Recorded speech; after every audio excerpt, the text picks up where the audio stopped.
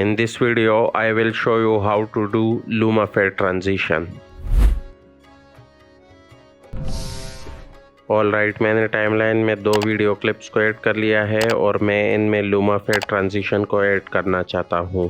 तो इसके लिए हम दूसरे क्लिप को पहले वाले क्लिप के ऊपर पोजीशन कर लेंगे। अब इफेक्ट्स पैनल में जाएंगे, सर्च बॉक्स में ग्रेडियंट टाइप कर लेंगे और ग्रेडियंट वाइप इफेक्ट को ड्रैग कर लेंगे टाइमलाइन के अंदर टॉप क्लिप में। अब मेक श्योर करें कि आपकी टॉप क्लिप सेलेक्ट हो और इफेक्ट कंट्रोल्स में जाए और टाइम मार्कर को टॉप क्लिप के स्टार्ट पर पोजीशन कर दे। अब ग्रेडियंट वाइप के नीचे ट्रांजिशन कंप्लीशन को चेंज करके 100% पर सेट कर दे। ट्रांजिशन कंप्लीशन के पास स्टॉपवॉच को क्लिक कर ले ताकि स्टार्टिंग की फ्रेम बन जाए। अब टाइम मार्कर को उस जगह पर पोजीशन कर दे जहां पर आप LumaFade को कंप्लीटेड बाय करना चाहते हैं। ट्रांजिशन कंप्लीशन को चेंज करके 0 पर सेट कर दे ताकि एंडिंग की फ्रेम बन जाए।